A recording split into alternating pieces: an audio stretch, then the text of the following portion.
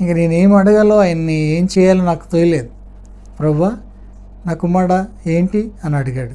అడిగితే ఏం లేదయ్యా, నువ్వేం చెప్తే అది చేయటానికి నేను ఇష్టపడతాను, నువ్వేం చెప్తావో చెప్పు అని అడిగితే నా కుమారుడు వెళ్ళి నాకు సాక్షిగా వెళ్ళి జీవించు అని అన్నాడు.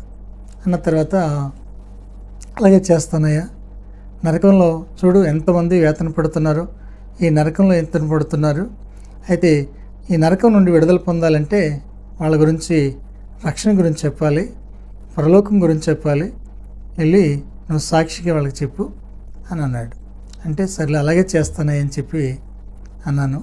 అన్న తర్వాత అప్పుడు ఈ మళ్ళా ఇలాగే కొన్ని మాట్లాడుతూ ఉండేవాడు. పగలు కూడా రాత్రులు కూడా దర్శనాలు ఇస్తూ ఉండేవాడు.